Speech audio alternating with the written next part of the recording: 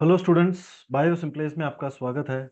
हम पढ़ रहे हैं फीमेल रिप्रोडक्टिव सिस्टम और इसमें आज का हमारा टॉपिक है मेंस्ट्रुअल फेज। मेंस्ट्रुअल साइकिल के अंदर तीन फेज होते हैं, जिसमें पहला जो फेज होता है वो है मेंस्ट्रुअल फेज। तो अगर आपको इंट्रोडक्शन देखना है कि मेंस्ट्रुअल साइकिल क्या है, कि उसमें कितने फेजेस होते हैं, तो उससे इससे पहले वाला जो आप लेक्चर देख सकते हैं। मैंने एक इंट्रोडक्शन टू मेंस्ट्रुअल साइकिल का एक अलग से वीडियो बनाया है, आप वो देख सकते हैं। इसमें सिर्फ हम एक ही फेज को डिस्कस करेंगे मेंस्ट्रुअल साइकिल के, जो कि पहला फेज है और उसका नाम है मेंस्ट्रुअल फेज। इसी मेंस्ट्रुअल फेज को हम कहते हैं ब्लीडिंग फेज। इसी मेंस्ट्रुअल फेज को क्या कहते हैं? ब्लीडिंग फेज भी कहते हैं। और ये 4 दिनों का होता है और ये स्टार्ट होता है फर्स्ट डे ऑफ साइकिल से चौथे दिन के साइकिल के चौथे दिन तक। तो यहीं से शुरुआत हो रही है साइकिल, तो इसका पहला दिन मतलब साइकिल का पहला दिन होगा। तो ये 4 दिन का है, तो मतलब साइकिल के पहले 4 दिन क्या होंगे? मैं ब्लीडिंग फेज होंगे या मेंस्ट्रुअल फेज आप इसको बोल सकते हैं। ठीक है। तो ये कब है? जब हम 28 डेज की साइकिल को कंसिडर कर रहे हैं। नॉर्मली जो साइकिल होती है, जो हम नॉर्मल कंसिडर करते हैं, वो 28 डेज की साइकिल होती है। ठीक है, थ्योरेटिकली।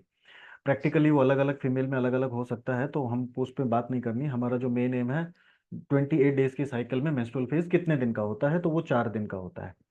ठीक है, चलिए। तो ड्यूरेशन समझ में आ गया। 4 दिन, तो जो साइकिल के पहले 4 दिन होते हैं वही मेंस्ट्रुअल फेज या ब्लीडिंग फेज हैं। इसको ब्लीडिंग फेज इसलिए कहते हैं क्योंकि इसमें ब्लीडिंग होता है फीमेल को। ठीक है, 4 दिनों तक।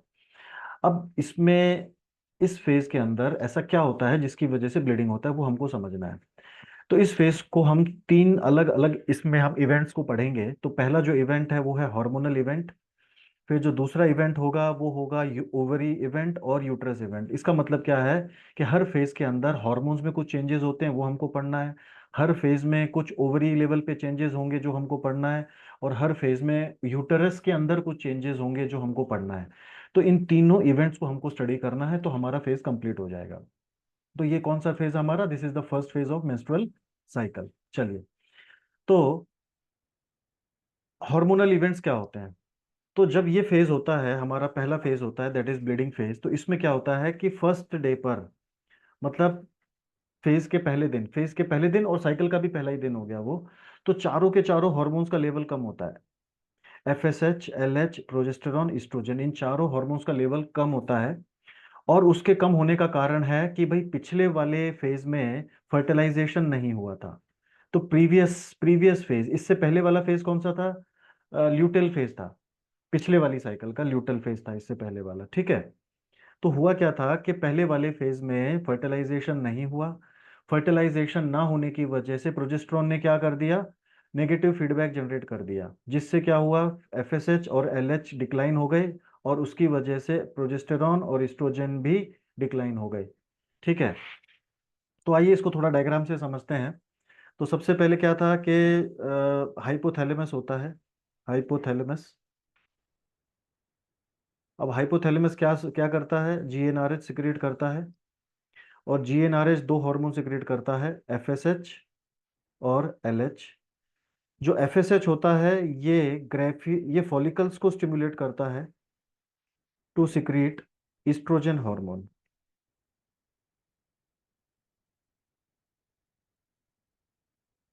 और एलएच जो होता है, ये कॉर्पस ल्यूटम को स्टिमुलेट करता है, corpus luteum to secrete progesterone.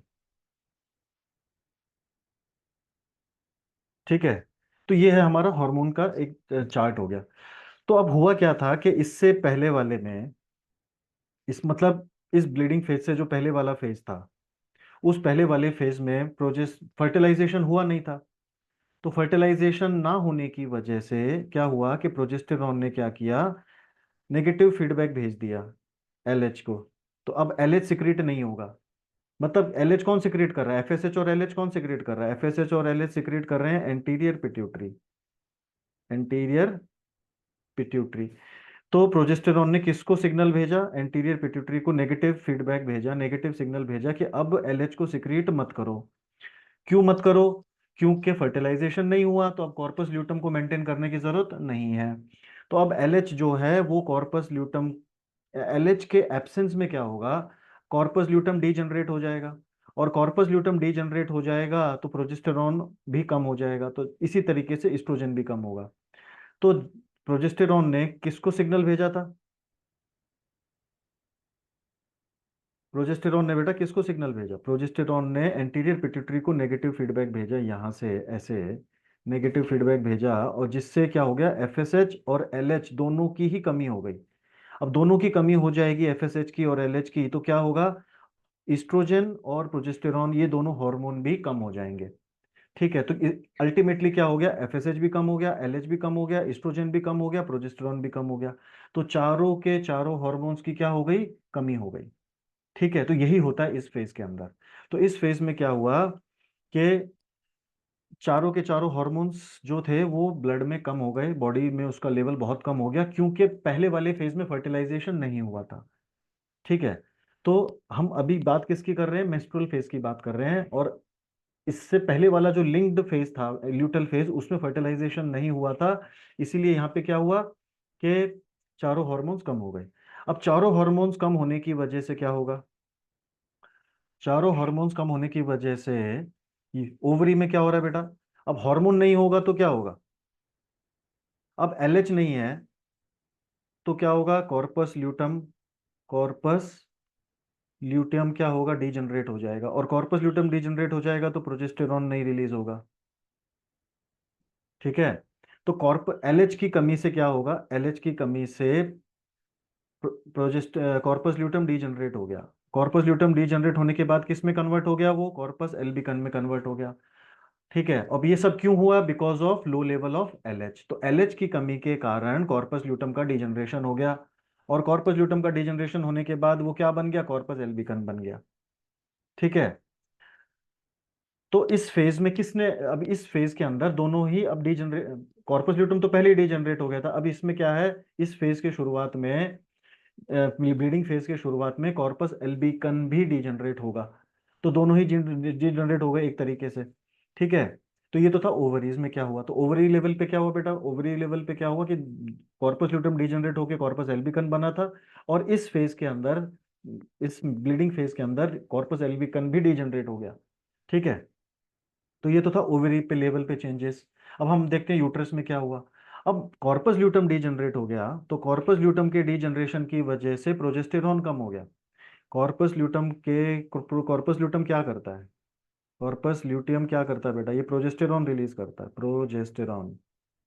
ठीक है, अब प्रोजेस्टेरॉन क्या करता है, एंडोमेट्रियम को मेंटेन करता है। एंडोमेट्रियम, जो यूट्रस की एंडोमेट्रियम होती है, इसको एंडोमेट्रियम की थिकनेस को मेंटेन करता है, एंडोमेट्रियम मेंटेन। अब कॉर्पस ल्यूटम डीजनरेट हो गया, तो अब क्या होगा, प्रोजेस्टेरॉन रिलीज नहीं होगा। अब प्रोजेस्टेरॉन रिलीज नहीं होगा तो इसका मतलब क्या होगा कि एंडोमेट्रियम मेंटेन नहीं रहेगी। एंडोमेट्रियम को मेंटेन क्यों रखना है, क्योंकि उसमें इम्प्लांटेशन होगा, बेबी आएगा, उसमें इम्प्लांट होगा, उसका प्लेसेंटा बनेगा, इसलिए उसको मेंटेन रखना जरूरी है। लेकिन अब वो मेंटेन नहीं रहेगी क्योंकि एप्स क्या नहीं हुआ था, फर्टिलाइजेशन नहीं हुआ था, जिसकी वजह से कॉर्पस ल्यूटम डीजनरेट हुआ, प्रोजेस्टेरॉन का लेवल कम हो गया बहुत ज्यादा, जिसकी वजह से एंडोमेट्रियम अब मेंटेन नहीं रहेगा। अब एंडोमेट्रियम, अब प्रोजेस्टेरॉन की कमी से क्या होगा कि यूट्रस प्रोस्टाग्लैंडिन नाम का एक केमिकल रिलीज करेगा। अब ये प्रोस्टाग्लैंडिन क्या करेगा, यूट्रस को कॉन्ट्रैक्ट करेगा, it will contract the uterus.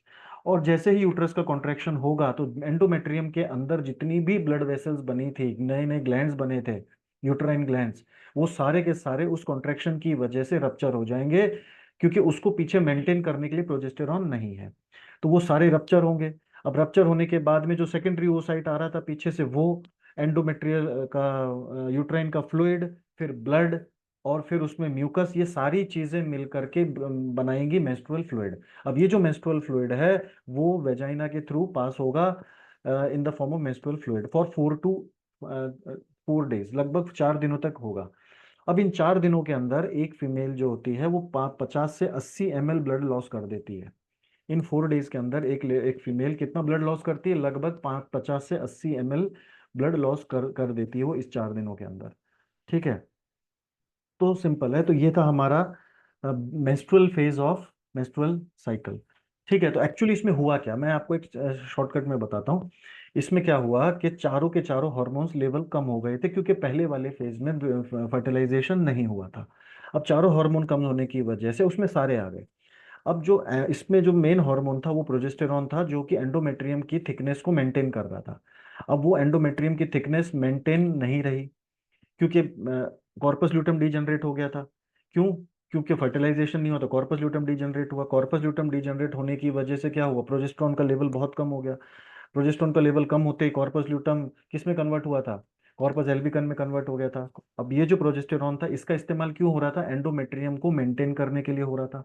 अब ये जो प्रोजेस्टेरॉन है वो एंडोमेट्रियम को मेंटेन नहीं कर पाएगा, क्योंकि इसका लेवल बहुत कम है। तो एंडोमेट्रियम के अंदर क्या होगा, कॉन्ट्रैक्शन होगा प्रोस्टाग्लैंडिन की वजह से, जिससे उसके अंदर जितने भी नई ब्लड वेसल्स, ग्लैंड्स और जितना भी उसमें मॉडिफिकेशन हुआ था वो सब रप्चर हो जाएगा। ऊपर से फिर यू सेकेंडरी oocyte और म्यूकस वगैरह मिलकर के वो मेंस्ट्रुअल फ्लूइड के फॉर्म में बाहर निकल जाएगा। तो इसके होने का मेन कारण क्या था, decline, sudden decline in the level of progesterone in previous phase. इससे जो पहले वाला फेज था उसमें वो प्रोजेस्टेरॉन कम हो गया था, और उसके फेज के एंड तक आते आते वो इतना कम हो गया कि इस फेज में वो ब्लीडिंग हो गया। इस फेज में क्या हो गया, ब्लीडिंग हो गया। Okay, so this is the topic. बहुत ही इंटरेस्टिंग इंपॉर्टेंट टॉपिक है ये, और एग्जाम के लिए बहुत इंपॉर्टेंट है। नीट हो चाहे बोर्ड हो, चाहे फिर हमारा सीबीएसई बोर्ड हो, स्टेट बोर्ड हो, कोई भी बोर्ड हो। ठीक है, तो होप यू अंडरस्टैंड। तो आप अच्छे से रिवाइज करिए। Please like share and subscribe my channel. Thank you very much.